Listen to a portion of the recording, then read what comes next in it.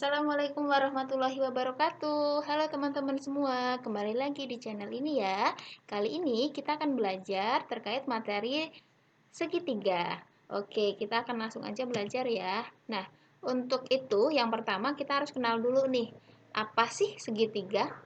Jadi, segitiga itu bangun dua dimensi juga, seperti segi empat ya, bangun dua dimensi, yang sebenarnya di kehidupan kita sehari-hari, kita sering untuk menemui, eh, bukan menemui, melihat benda-benda yang berbentuk segitiga, kayak rambu lalu lintas, kemudian alat musik yang bentuknya segitiga ya, kemudian atap rumah juga ada seperti itu, dan masih banyak lagi. Kalian tentunya bisa ketika melihat sekitar, kalian bisa, oh itu segitiga, oh itu segitiga. Kemudian segitiga itu sendiri ya, segitiga adalah bangun datar yang memiliki tiga sisi ya, memiliki tiga sisi, yaitu satu, 2, 3 ya, memiliki tiga sisi. Kemudian segitiga seperti di samping berarti sisinya itu adalah sisi AB, BC, dan AC. Juga segitiga itu memiliki tiga sudut, yaitu sudut BAC, yaitu BAC ini ya. Oke. Kemudian sudut ABC, sudut ABC, sudut B. Kemudian sudut ACB, yaitu sudut C. Oke, di sini kakak ngingatin bahwa ketika ada penjelasan sudut seperti ini, kak ini sudutnya yang mana ya? Yang B atau yang A atau yang C? Itu ya sudut yang di tengah-tengah di antaranya, kan ini C A B atau B A C. Nah, di sini ini sudutnya. Atau kalau misalkan lebih mudahnya, kalau cuma segitiga satu, itu sudut A, sudut B, dan sudut C. Kalau dikasih nomor, ini 1, ini 2, ini 3. Juga bisa sudut 1, sudut 2, atau sudut 3. Oke, nggak bingung ya? Jadi segitiga itu dia memiliki 3 sisi, juga dengan 3 sudut. Begitu ya segi 4 kan? Sebenarnya nama-nama itu menggambarkan ciri khas dia gitu, kayak segi 4. Segi 4 juga dia yaitu memiliki 4 sisi, juga 4 sudut. Kita lanjut. Nah, sudut-sudut dalam segitiga. Oke, yang pertama, kita tahu bahwa di segi 4 itu jumlah seluruh sudutnya itu 360 derajat. Nah, beda dengan segitiga. Segitiga jumlah sudutnya itu yaitu 180 derajat. Kalau misalkan ada segitiga yang digambar ya, segitiga A, BC, maka sudut A ditambah sudut B ditambah sudut C itu sama dengan 180 derajat. Itu pasti gitu kan. Kemudian yang kedua, sudut dalam dan sudut luar segitiga. Nah, di sini kalau misalkan ada gambar seperti gambar yang di layar ya, ini ada namanya sudut dalam dan sudut luar segitiga. Sebenarnya yang tadi kakak bilang, judulnya itu menggambarkan apa yang dimaksud. Kalau dalam, kalau dalam itu adalah sudut yang ada di dalam gambar segitiga atau di dalam segitiga itu sendiri ya. Berarti sudut ini tuh kedua dan yang ketiga sudut BAC, ini sudut A ya yang tadi. Sudut 1, ini sudut B, ini sudut C. Ini karena ini namanya sudut dalam. Nah, kalau sudut luar, yang di luar dari bangun, bukan di dalam segitiganya atau di luarnya, ini sudut CBD. Boleh nggak kakak tulis seperti ini? Nggak boleh ya, karena ada dua, sedangkan mereka itu tidak sama. Oke, kakak hapus. Di sini, nah di sini ya kakak, oke. Nah, di sini kakak kasih nomor aja ya biar enak. Ini sudut 1, sudut 2, sudut 3, dan sudut 4. Kemudian perhatikan, nanti ada hubungannya nih. Ada hubungan antara sudut dalam dengan sudut luar segitiga. Kayak misalkan di sini sudut yang ini. Ya, sudut ini. Ini dia berpeluh Ini berpelurus. Yaitu jumlahnya 180 nilainya. Jadi ada hubungannya. Yang kita tahu yang hubungan pertama ya dari pernyataan pertama bahwa segitiga, sudut pada segitiga jumlahnya itu pasti 180. Berarti kita tulis, oh ini kakak ubah biar enak jadi sudut 1 ditambah sudut 2 ditambah sudut 3. 180 derajat. Oke, di sini ya, berarti sudut 1 ditambah sudut 2 ditambah sudut 3 itu 180 derajat. Nah, yang dari yang kedua di sini, berarti kan sudut 2 ditambah sudut 4 itu 180 derajat. Kenapa seperti ini? Karena berpelurus. Kakak tulis lagi ya. Oke. Nah, dari hubungan ini kita tahu dari 180 180. Jadi 180 ini kita ubah ke sudut 2 ditambah sudut 4. Tulis masih sama sudut 1 maksudnya. Oke. Sudut 1 ditambah sudut 2 ditambah sudut 3 itu sama dengan 180 diubah jadi ini. Sudut 2 ditambah sudut 4. Ada yang sama? Sudut 2 ya, kita coret. Oke. Berarti sudut 1 ditambah sudut 3 itu sama dengan sudut 4. Jadi sudut, selain sudut yang berpelurus dari sudut luar itu pasti akan sama dengan sudut selain sudut pelurusnya dijumlahkan, 3 dan 4. Ya, kayak misalkan kakak tambah garis di sini. Oke. Anggap lurus. Ini sudut 5. Berarti kalau sudut 5 itu pelurusnya ini. Berarti sudut 3 ditambah dengan sudut 2. Paham ya? Oke. Mudah-mudahan paham. Itu gampang. Oke, selanjutnya. Jenis-jenis segitiga. Nah, untuk jenis-jenis segitiga itu ada beberapa jenis. Tergantung dia ditinjau dari mana. Yang pertama, jenis segitiga ketika ditinjau dari besar sudutnya ya, dari besar sudutnya. Untuk yang pertama segitiga lancip. Oke, yang ini ya. Tulis pertama, kedua, ini yang ketiga. Oke, untuk segitiga lancip adalah segitiga yang masing-masing sudutnya besarnya kurang dari 90 derajat. Jadi menamakannya itu karena karakter dari sudutnya itu sendiri, kan lancip ya. Itu yang nomor 1. Yang kedua, segitiga siku-siku, yaitu segitiga yang salah satu sudutnya itu besarnya 90 derajat. Biasanya kalau misalkan digambar, itu ada tandanya, dia tegak lurus terhadap alasnya. Atau ada tandanya kotak seperti ini. Atau terkadang ada seperti ini, itu juga. Itu segitiga siku-siku. Kemudian segitiga tumpul bila segitiga yang salah satu sudutnya itu lebih dari 90 derajat. Ini ya. Ini pasti ini lebih. Oke, dari 90 derajat. Itu kalau misalkan ditinjau dari besar sudutnya. Kemudian kalau segitiga ditinjau dari panjang sisinya pun ada 3. Yang pertama segitiga sama sisi. Oke, nah di segitiga sama sisi pun karakteristiknya sama kayak namanya. Sama sisi itu ketika dia memiliki 3 sisi yang sama.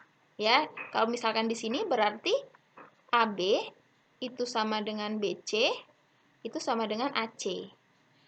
Dan memiliki sudut yang sama juga, berarti sudut A itu sama dengan sudut B dan sama dengan sudut C. Dan pasti sudutnya karena sama ya, 180 dibagi 3 berarti 60. Itu segitiga sama sisi. Kemudian segitiga sama kaki. Nah, kalau sama kaki itu kaki kan duanya, jadi 2 sisi yang sama. Kalau dari gambar berarti sisi yang sama itu adalah DF itu sama dengan FE. Dan sudutnya 2 yang sama. 2 pasang yang sama juga, yaitu sudut D dan sudut E.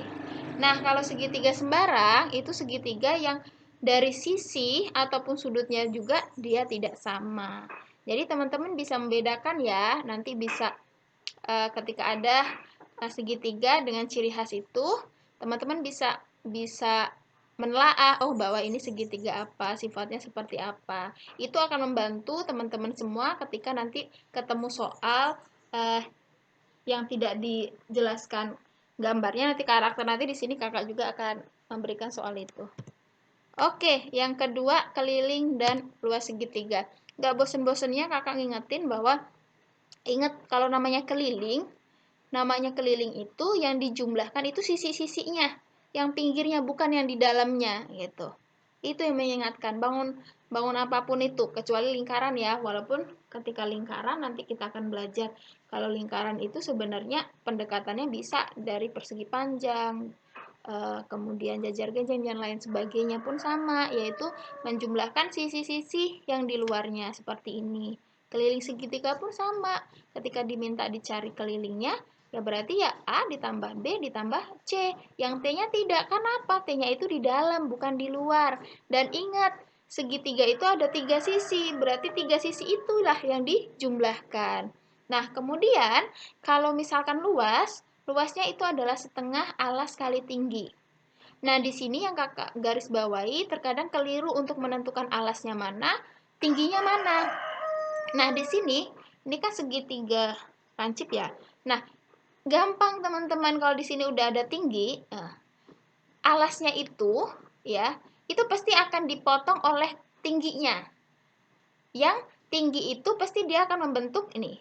Ini pasti akan 90 derajat. Nah, jadi harus bisa menentukan, jangan sampai kita sudah ingat rumus, tapi ketika kita diberikan suatu gambar, kita diminta untuk menyelesaikan soal gitu kan, diminta untuk cari luasnya, kita keliru, karena keliru untuk menentukan tingginya mana, alasnya mana. Oke, teliti ya teman-teman. Nah, kemudian kita di latihan di sini. Sebenarnya kalau soalnya itu tidak ada gambarnya, tapi kakak selipkan, nggak apa-apa. Jadi ada suatu segitiga sama sisi memiliki panjang alas 20 cm dan tinggi 10 cm. Hitung keliling dan luasnya. Ini mana sisinya? Yang lainnya. Ingat ciri khasnya yang tadi. Segitiga sama sisi, otomatis semua sisinya itu sama. Ini berarti 20, ini 20, ini 20. Tingginya anggap lurus. Nah, ini 10 cm.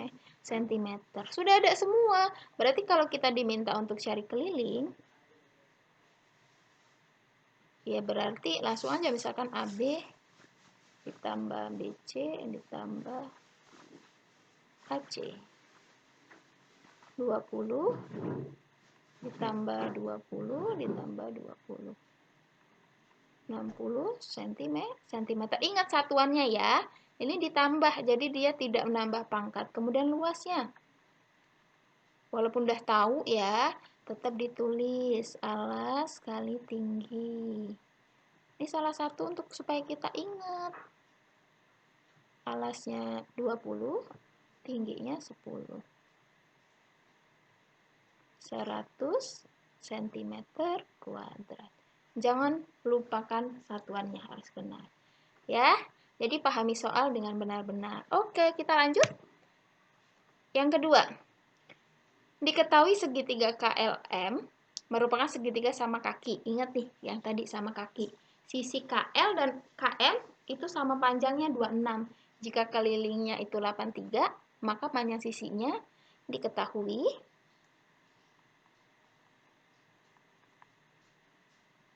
segitiga KLM itu segitiga sama kaki ya. Kemudian panjang KL dengan KM itu 26 cm. Kemudian kelilingnya itu 83 cm. Berarti kalau kita gambar, oke, ini anggap ini sama ya. Ini berarti K L M. Ini 26, ini 26. Yang dicari ini. Oke. Berarti yang ditanya adalah LM. Itu berapa? Dari keliling. Jadi kita keliling, itu kan berarti KL ditambah KM ditambah LM. 26 tambah 26 ditambah yang dicari. Kelilingnya kita tahu 83. Berarti ini 83 52 plus LM. Oke, berarti LM itu sama dengan 83 dikurang 52. Itu 31. Satuannya apa? Sentimeter karena panjang. Oke, paham ya? Oke, pelan-pelan, sedikit-sedikit gitu kan, dan dicoba, insya Allah bisa. Selanjutnya, sebuah papan reklame berbentuk segitiga, panjang alasnya 65, yang ditanya, kemudian luasnya 1625, maka tingginya adalah yang ditanya. Jadi diketahui itu dia alasnya itu 65 cm. Kemudian luasnya cm kuadrat. Kemudian ditanyanya dia tingginya berapa nih gitu kan. Kita ingat nih bahwa luas itu adalah setengah alas kali tinggi. Berarti kalau kita mau nyari tinggi, ini 2 kali ya. 2 kali luas dibagi alas. Begitupun kalau kita mau nyari alas. 2 kali luas dibagi tinggi. Oke, karena kita mau nyari tinggi 2 kali luas bagi alas. 2 dikali luasnya berapa? Langsung dimasukkan aja. Oke, 65. 3, 2, 50. 65 yaitu 50 cm itu tingginya. Jadi harus ingat, harus tahu gitu cara nyarinya ya. Ini kan sebenarnya kalau dari sini kenapa kok itu kok bisa 2 kali alas? Ini kan misalkan ini dikali, berarti kan 2L alas kali tinggi. Oke, makanya dia bisa ke sini dan bisa ke sini. Oke, teman-teman? Bisa ya? Nanti kalau ketemu soal seperti ini harus bisa. Oke, yang ketiga. Jadi, yang di sini perhatikan gambar yang di sini. Kakak bedakan aja lah ya. Kakak kasih kakak arsir. Oke. Kita pahami soal ini.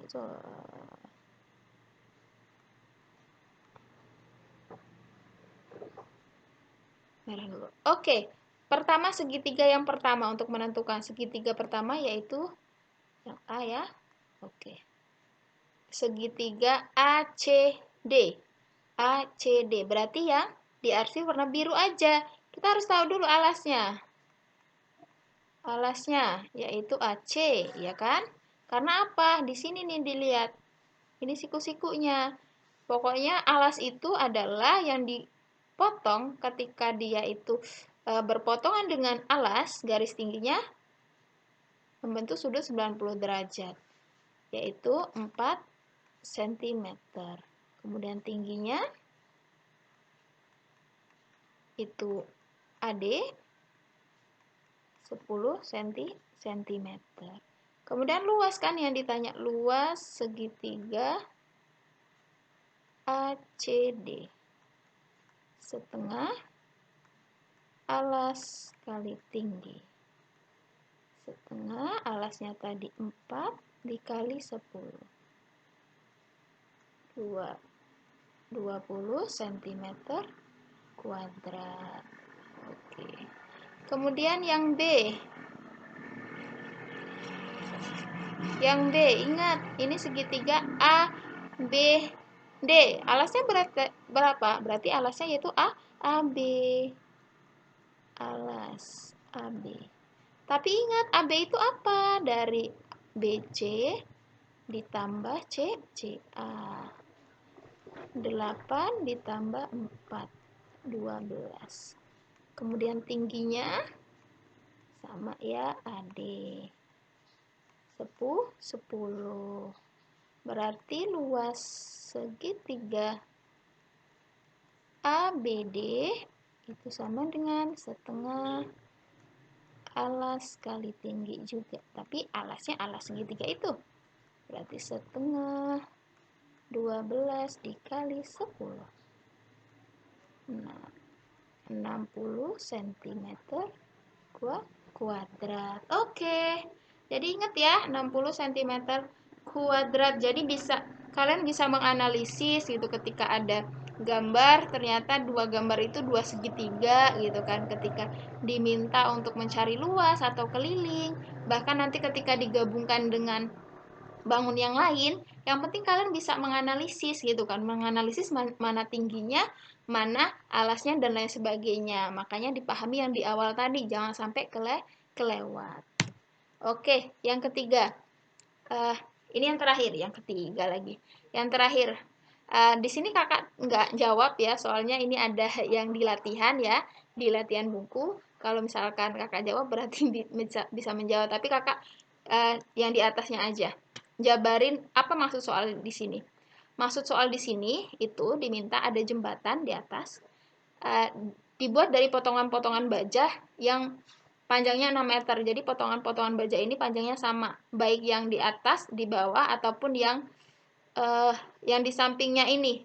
Itu panjangnya sama, yaitu 6 meter. Jika jembatan 42 meter, banyak baja yang dibutuhkan. Jadi yang ditanya itu bukan kayak kelilingnya, luasnya, itu nggak ada hubungannya gitu kan. Tapi berapa banyak potongan yang dibutuhkan untuk membuat jembatan 42 meter.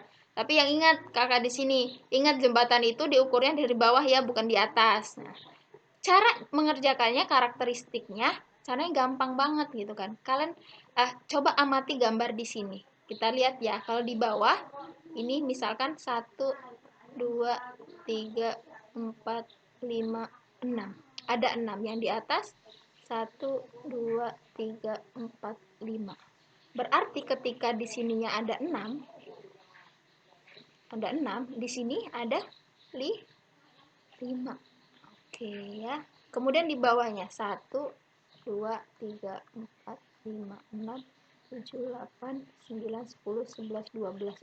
Berarti ada 12. Berarti di sininya pasti akan 2 kali dari yang di bawah. Ini 5 ya. Nah, untuk ini ya, di sini kira-kira ini panjangnya berapa? Tambahin aja kalau misalkan 6. 6, 6, 6. 6-nya ada berapa kali? 1, 2, 3. Ada 6.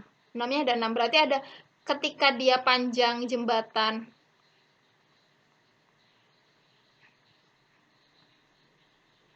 36, dia membutuhkan, ini dijumlahin aja nih, 6 di bawah ditambah yang di tengah 12 ditambah yang di atas 5, yaitu 17, 23 batang baja yang dibutuhkan. Nah, yang ditanya itu kalau 42. Pasti tahu ya, kalau 42 gimana caranya gitu kan. Pasti kalian akan tahu gitu. Pasti kalian akan tahu, cari tahu di situ. Gampang. Jadi nanti kalau misalkan kakak tanya juga 48 juga bisa. Kalau misalkan kakak tanya misalkan dan lain, misalkan kakak sebut angka, pasti bisa jawab juga. Oke? Itu latihan untuk pembelajaran kita di segitiga. Dan jangan lupa, terima kasih untuk menonton dari awal sampai akhir. Dan jangan lupa semangat belajar.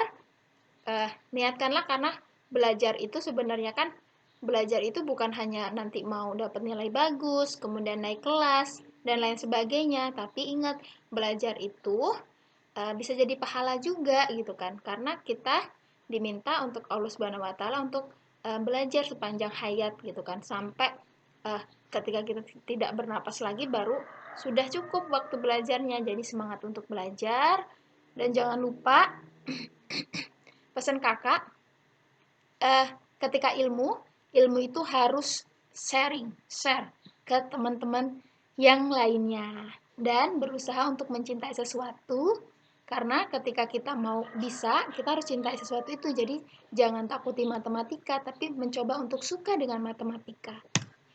Dan jangan lupa like videonya dan subscribe channelnya ya. Kakak akhiri, wassalamualaikum warahmatullahi wabarakatuh.